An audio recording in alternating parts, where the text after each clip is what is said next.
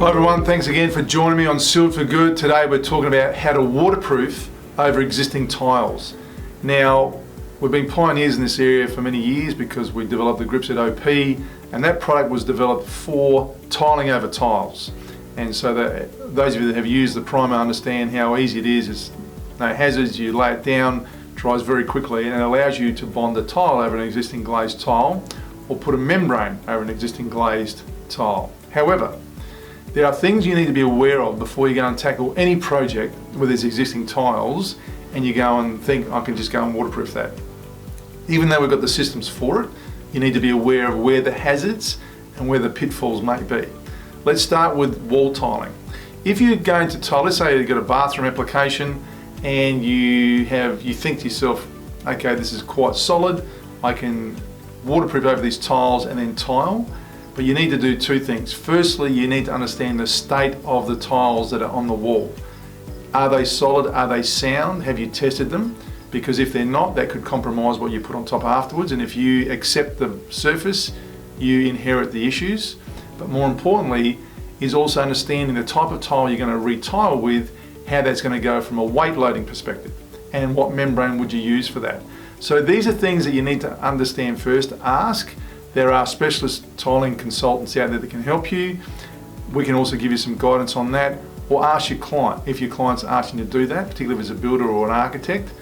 But if you're doing it and someone's asking you to take the responsibility, have a check through first what could potentially compromise that finish. Don't just think I've got a primer that can bond to tiles and I'll just waterproof and tile it.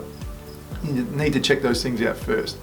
The next one I want to talk about is flooring. This comes up frequently. Many of you have seen many photos of our systems, whether you're using the Gripset OP directly over tiles or even our BRW PF that's bonded directly to tiles to waterproof existing tiled surfaces. Understanding firstly where the risks lie. Now, if we've got an external area or we've got an existing bathroom, but particularly external areas, and it's absorbed a lot of moisture, particularly if there's a screed underneath that tile bed.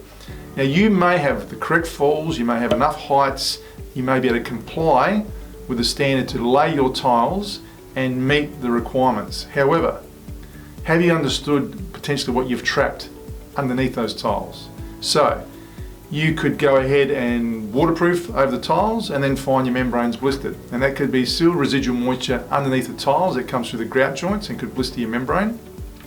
So in a situation like that, after you've cleaned the surface, it may not be a job for Gripset OP, it may be a job for the Gripset E60. And with the Gripset E60, we do have a specification where you can mix it with a sand mix to thicken it up, and it actually can act as a filler in those grout joints, particularly if you've got deep grout joints or wide grout joints, and that'll fill those pores up and blocks out the chance of any moisture impacting your membrane finish before you lay your tiles down. The other part is you may not be able to do those jobs in the middle of winter if there's just constant moisture and there may have been an existing membrane underneath those tiles, and you can sense with a moisture meter on the tile that there's a lot of retained moisture in those tiles. You shouldn't just go and trap it. It's different if there's moisture can escape from the other side, but in these applications it's very rare that can happen.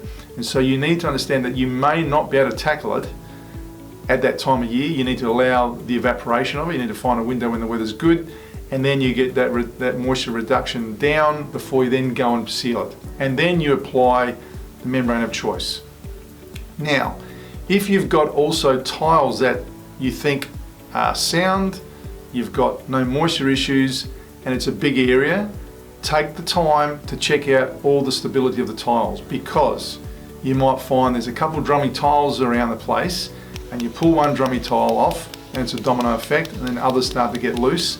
And if you don't address that, you might think that's going to cost you more, but if you don't address that now, it's going to come back to bite you later, because it'll make tiles drummy on the final job, and also will compromise the membrane bond and finish. So there are systems like our express lay sheet that acts as a decoupling sheet on top of those sorts of applications, but still you run the risk of a potential drummy tile issue underneath. So best way is, as you know, our thought process: remove tiles, surface preparation, patch it.